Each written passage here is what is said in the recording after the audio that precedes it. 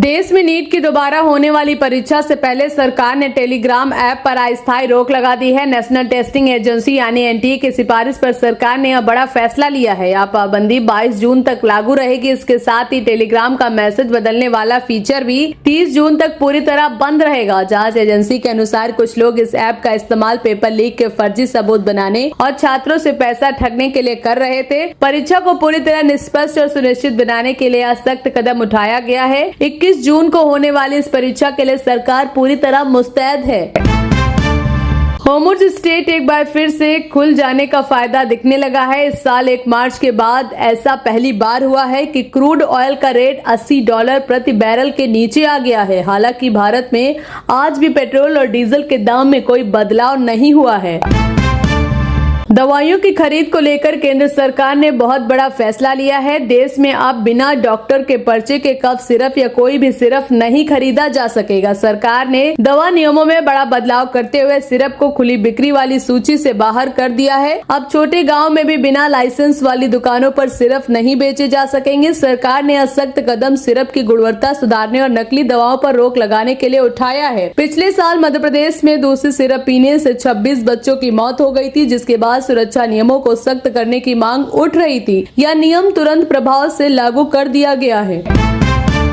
देश की सबसे बड़ी अदालत ने आधार पत्र के उपयोग को लेकर केंद्र, राज्य सरकारों और चुनाव आयोग से जवाब मांगा है। मुख्य न्यायाधीश सूर्यकांत की अगुवाई वाली पीठ ने कहा कि आधार केवल पहचान का प्रमाण नहीं, इसे नागरिकता, जन्मतिथि, पता या निवास के प्रमाण के रूप में मानने का सवाल उठाए गए हैं। याचिका में कहा गया है कि कई जगह आधार का उपयोग तय सीमा से अधिक किया जा रहा है। अदालत ने सभी पक्षों को नोटिस जारी कर जवाब दाखिल करने का निर्देश दिया है। फिलहाल एलपीजी सिलेंडर की कीमतों में कोई नया बदलाव नहीं हुआ है, लेकिन जून में हुई बढ़ोतरी का असर आम आदमी के जेब पर जरूर पड़ रहा है। हाल ही में घरेलू एलपीजी सिलेंडर की कीमत में बढ़ोतरी की गई थी, जिसके बाद कई शहरों में उपभोक्ताओं को ज्यादा पैसे चुकाने पड़ रहे हैं। मुख्यमंत्री योगी आदित्यनाथ ने मुहर्रम, नीट परीक्षा और अंतर्राष्ट्रीय योग दिवस को लेकर अधिकारियों को जरूरी निर्देश दिए हैं। उन्होंने मुहर्रम में हथियारों के प्रदर्शन, कानून फोड़ू, डीजे और नई परंपराओं पर रोक लगाने को कहा तथा ताजियों की ऊंचाई 10 से 12 फीट तक सीमित रहने के निर्देश दिए। 21 जून को होने वाली नीट परीक्षा के अभ्यर्थियों को यूपी रोडवेज बसों में 50% किराया छूट मिलेगी। अयोध्या के राम मंदिर में चढ़ावे की चोरी को लेकर इस वक्त की सबसे बड़ी खबर। मंदिर में आए दान में भारी हेराफेरी का सनसनीखेज मामला सामने आया है। रिपोर्ट्स के अनुसार यह घोटाला करीब 200 करोड़ रुपए तक हो सकता है। इससे बड़े मामले के सामने आने के बाद उत्तर प्रदेश सरकार में जांच के लिए विशेष टीम बना दी है। जांच टीम ने अब तक 45 से अधिक लोगों से पूछताछ की है। ट्रस्ट के महासचिव चंपत राय के करीबियों पर भी गंभीर आरोप लगे हैं। इस पूरे मामले से श्रद्धालुओं के बीच भारी रोष है। प्रशासन मामले की बारीकी से जांच कर रहा है।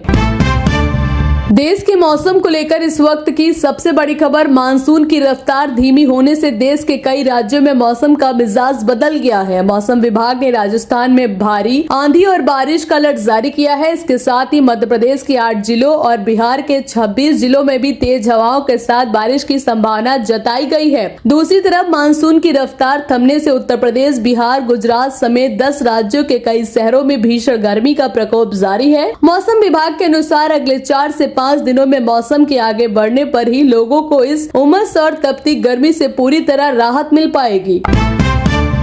अमेरिका और ईरान के बीच चल रहा भीषण युद्ध अब समाप्त हो गया है। दोनों देशों के बीच शांति समझौता हो गया है। अमेरिकी राष्ट्रपति डोनाल्ड ट्रंप ने सोशल मीडिया पर इस बड़े समझौते की पुष्टि की है। इस समझौते के बाद दोनों पक्षों ने सभी मोर्चों पर अपनी सैन्य कार्रवाई तुरंत रोकने का फैसला किया है। इसके साथ ही सबसे महत्वपूर्ण समुद्री मार्ग यानी होर्मुज़ जल संधि को भी व्यापार के लिए पूरी तरह खोल दिया गया है। इस समझौते से वैश्विक स्तर पर तेलों की कीमतों में बड़ी गिरावट आने की उम्मीद जताई जा रही है।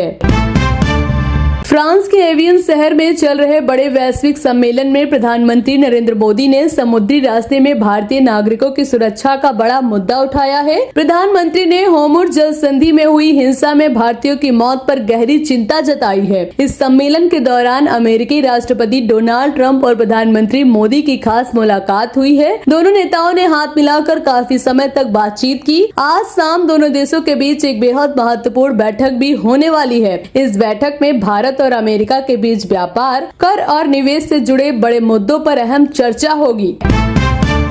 महाराष्ट्र की राजनीति से इस वक्त की सबसे बड़ी खबर, शिवसेना में एक बार फिर बहुत बड़ी बगावत की आशंका तेज हो गई है। उद्धव ठाकरे गुट के 9 में 6 सांसद विशेष विमान से देश की राजधानी दिल्ली पहुंच गए हैं। माना जा रहा है ये सभी सांसद आज लोकसभा अध्यक्ष से मुलाकात कर सकते हैं और पाला बदलकर शिंदे गुट में शामिल हो सकते हैं। इस बीच उद्धव गुट के वरिष्ठ नेता संजय राउत का दावा है कि पार्टी बदलने के लिए प्रत्येक सांसद को 15-15 करोड़ रुपए का अग्रिम भुगतान किया जा रहा है। कुल मिलाकर 50 करोड़ रुपए का सौदा होने की बात की जा रही है। इस संभावित बगावत से महाराष्ट्र की राजनीति में भारी हड़कंप मच गया है। फ्रांस से चल रहे वैश्विक सम्मेलन से बेहद दिलचस्प खबर सामने आई है। इटली के प्रधानमंत्री जॉर्जिया मेलोनी ने खुलासा किया है कि उन्होंने 1 महीने से सिगरेट नहीं पी है और नींद भगाने के लिए केवल कॉफी पीती है। यह सुनकर अन्य नेताओं ने उन्हें बधाई दी। वहीं दूसरी तरफ फ्रांस के राष्ट्रपति मैक्रो अपनी घड़ी भूल गए तो अमेरिकी राष्ट्रपति डोनाल्ड ट्रंप ने मजाकिया अंदाज में कहा कि यह घड़ी मुझे दे दो। आज अगर आप सोना और चांदी खरीदने का प्लान बना रहे हैं तो ये खबर आपके लिए है। सराफा बाजार में सोने और चांदी की कीमतों में उतार चढ़ाव देखने को मिला है। पिछले कुछ दिनों में वैसे तो जबरदस्त तेजी दर्ज की गई थी, जिसके बाद निवेशकों और खरीदारों की नजर ताजा रेट पर बनी हुई है। Multi commodity exchange of India MCX पर अगस्त वायदा सोना 0.46% की गिरावट के साथ 1,52,383 रुपए प्रति 10 ग्राम पर आ गया है, जबकि MCX सिल्वर जुलाई वायदा 0.43% गिरावट के साथ 2,49,036 रुपए प्रति किलोग्राम पर पहुंच गया है। यूपी सरकार के कैबिनेट मंत्री और सुबह सपा प्रमुख ओम प्रकाश राजभर ने दावा किया है कि समाजवादी पार्टी में बड़ी टूट होगी। उन्होंने कहा कि महाराष्ट्र और पश्चिम बंगाल की चर्चा छोड़िए, सपा के कई लोग भाजपा में शामिल होने को तैयार बैठे हैं। वहीं दूसरी ओर सपा ने राजभर के बयान पर कहा कि उनकी आदत केवल बकवास करना है। लखनऊ के लोक भवन में आयोजित एक कार्यक्रम के दौरान मुख्यमंत्री योगी आदित्यनाथ ने यूपी पुलिस के जवानों को सख्त नसीहत दी है। उन्होंने साफ कहा है कि ड्यूटी के दौरान रील बनाना अनुशासनहीनता और सभी को अपने काम के प्रति गंभीर रहना चाहिए।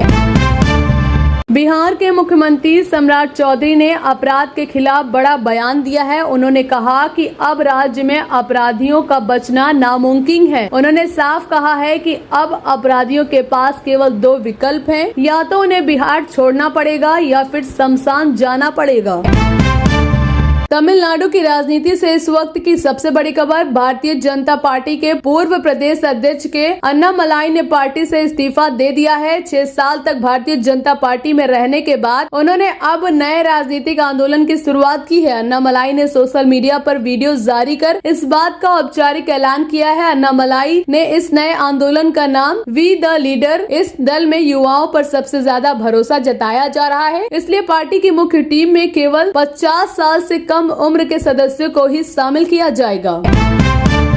दिल्ली NCR के विकास को लेकर इस वक्त की सबसे बड़ी खबर, केंद्र सरकार ने दिल्ली से सटे इलाकों के कायाकल्प के लिए नमो सिटी डेवलपमेंट प्लान को मंजूरी दे दी है। इस महत्वाकांक्षी योजना के लिए 5,000 करोड़ रुपए का भारी भरकम बजट पास किया गया है। इस योजना के तहत दिल्ली NCR के सड़कों में आधुनिक शहरों में आधुनिक इंफ्रास्ट्रक्चर, बेहतरीन सड़कों और जल निकासी व्यवस्था को सुधारा जाएगा। इसके साथ ही बड़े पैमाने पर नए पार्क और ग्रीन बेल्ट विकसित किए जाएंगे ताकि प्रदूषण की समस्या से निपटा जा सके।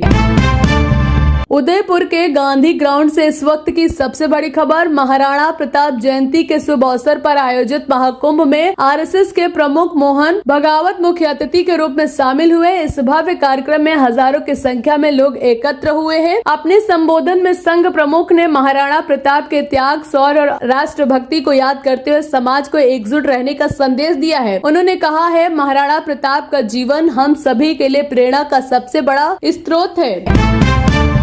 बिहार पुलिस सिपाही भर्ती परीक्षा को लेकर इस वक्त की सबसे बड़ी खबर। राज्य में होने वाली इस महापरीक्षा के लिए प्रशासन ने व्यापक तैयारियां पूरी कर ली हैं। परीक्षा को शांतिपूर्ण और सुरक्षित तरीके से संपन्न कराने के लिए पूरे बिहार में करीब 500 परीक्षा केंद्र बनाए गए हैं। लाखों अभ्यर्थियों की भारी भीड़ और सहूलियत को देखते हुए रेलवे के कई रूटों पर विशेष ट्रेन चलने का फैसला किया है, ताकि परीक्षार्थियों को आने जाने में किसी भी तरह की परेशानी न हो। परीक्षा केंद्रों पर सुरक्षा के बेहद कड़े इंतजाम रहेंगे। सभी सेंटर्स पर सीसीटीवी कैमरे और जैमर लगाए जाएंगे। अभ्यर्थियों को सख्त हिदायत दी गई है कि वे परीक्षा शुरू होने से काफी पहले केंद्र पर पहुंचे। गहन सुरक्षा जांच और बायोमेट्रिक हाजिरी के बाद ही एंट्री दी जाएगी।